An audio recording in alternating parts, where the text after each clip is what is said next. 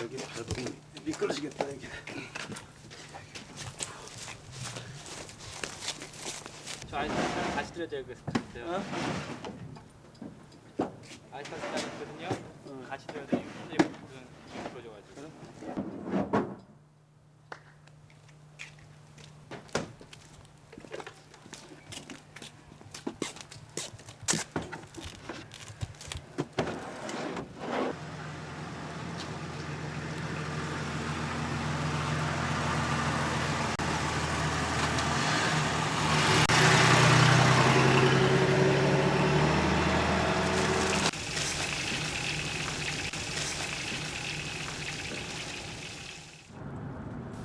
My name is Chris Huang.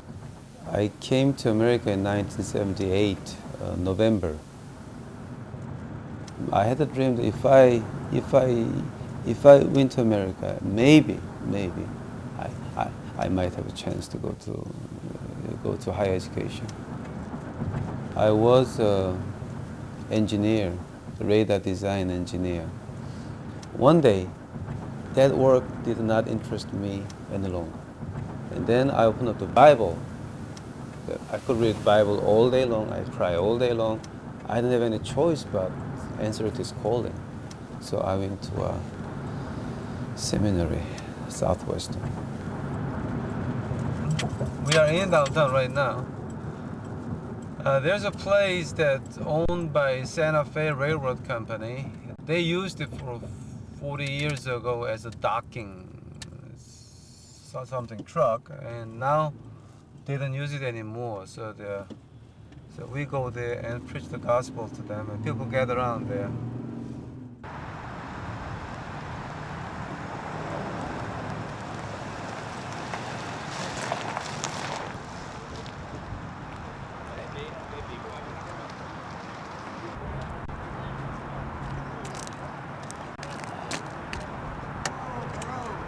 Saturday we go out to street corner with about 1,000 pieces of fried chicken with potatoes, salad and corn, soda pop, the jalapenos, pickles, if you can provide bread, clothing, and other stuff. And then we go out there and have a church and give them a chance to know God. Give them a chance to respond to the good news of Jesus Christ. And then we have a wonderful meal. They eat better than my children eat in home. Spanish people call me a coffee man because they like the coffee and donut in the morning that they have. But the black people call me a chicken man because they like the chicken that I bring to them. I believe when I look at the homeless people, I couldn't stop thinking about them. I couldn't stop loving them. They are always in my heart. Smell doesn't matter, looks doesn't matter. Somehow, when I look at them, I look at my young days, like when I was homeless for 12 months in Korea. When I look at them, I saw the loneliness that I had when I was a little boy. When I look at them, I look at me, my old me that was very hungry in the street corner.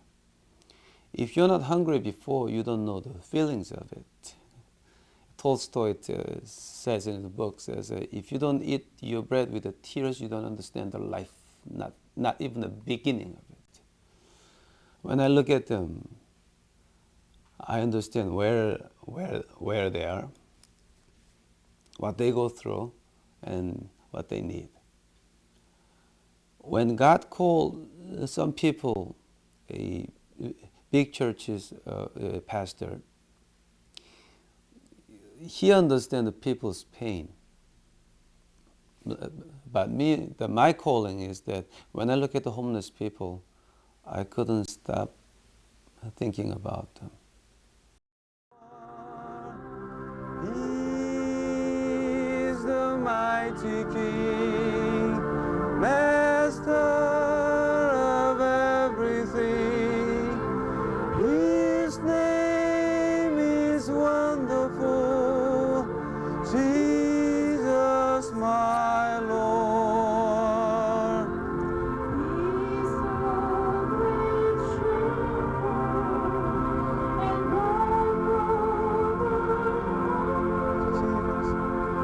Almighty God is He.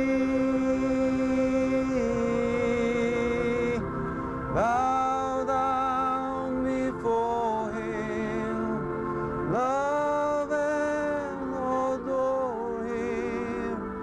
His name is wonderful, Jesus my Lord. Many people wonders how I do this and how I support myself and where those big money comes from. As you can see, 1,000 pieces of chicken every week, and coffee and donuts, my gas. If you calculated all that, it cost me $2 a week.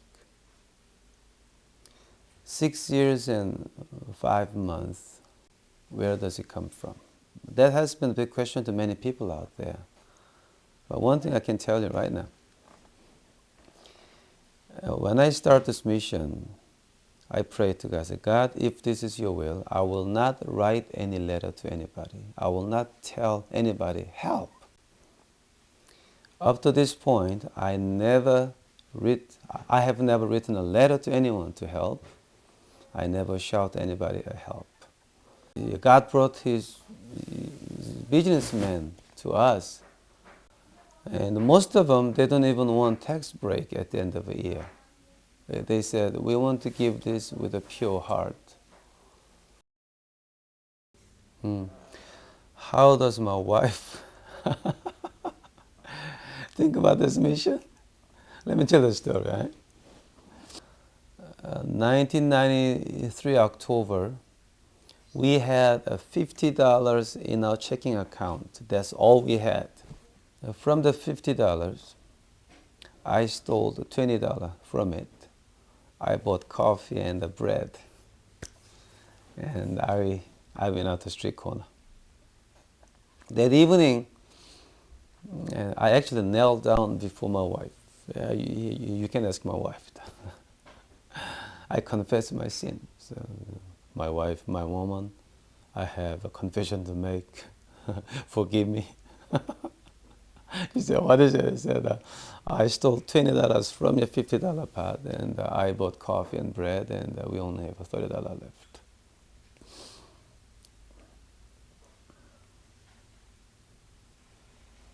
She dropped her head for 5 minutes, didn't say anything. Nothing. 5 minutes later, she looked into my eyes and said, what you are doing is what God asked of you. So keep doing that, and do not worry about house bills or whatever. That's my job that God gave me.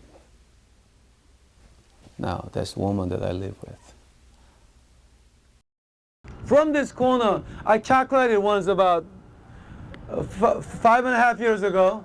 I calculated, okay? Every month, from this work corner, $60,000 worth of a crack cocaine goes out. I mean the dopes and the cocaine and the opium, shootouts and stuff, okay? Total about $60,000 a month.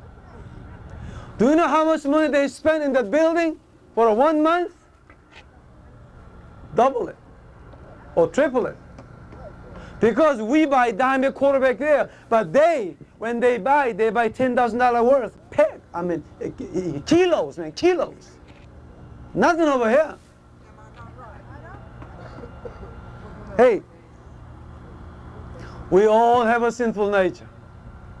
Unless we know the name above all name, Jesus Christ, we do not have a spiritual reality. We have a sinful nature. Just you happen to be here, they happen to be there. No difference. They go to bathroom, we go to bathroom. Ain't nobody holy in this world. Churches. It is necessary to have a big building, big program, big missionary, big everything. It's okay. But how about the people in our backyard try to live right? Is there any room for them to come into church and be revived? Churches,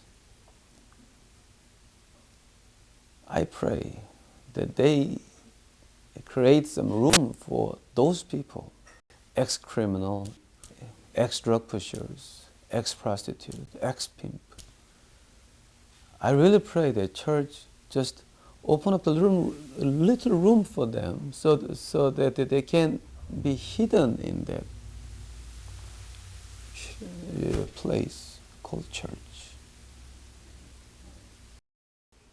I used to go out at night and walk around the downtown with the Bible with my hands because I wanted to understand how homeless people are.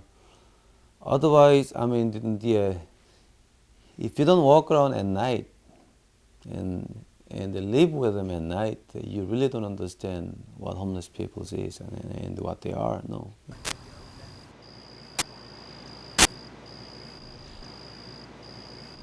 There was a black guy, white woman, the boyfriend, girlfriend, common marriage. I don't know what that was.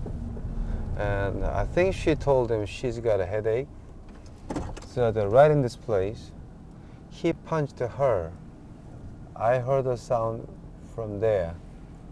He punched her and he threw her down right here. Okay, and he was raping her here. And police was watching, drug pusher was watching, people was watching. They didn't do a thing, nothing. So I walked up to this place, about 50 feet from here to there. She saw me. And she cried, preacher, help me. So I walk up to her, and I look down. And that moment, he was raping her right there. And that moment I asked myself, I said, God, what, you have to draw me the line here. Now I'm a preacher, how far can I go with this? I turn around and walk back. I have never seen her again after that.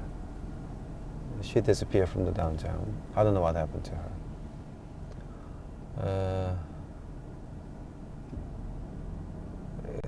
That's gonna bother me the rest of my life.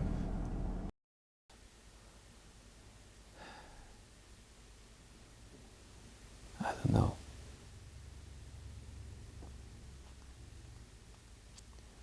Sometimes I wish that God come down from the heaven and told me, this is as far as you could go.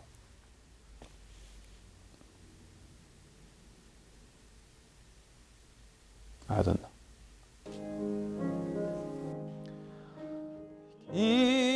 인내하신 구세주여 내 말 들으사 죄인오라 하실 때에 날 부르소서 주여 주여 내 말 들으사 죄인 오라 하실 때에 날 부르소서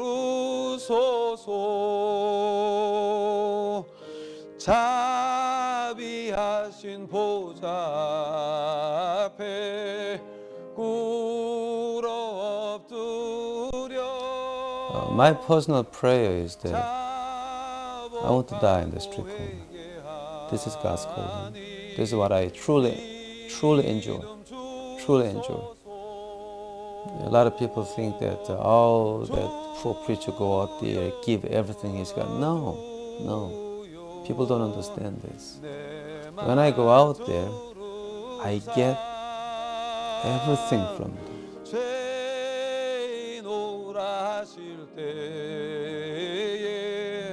날 부르소서.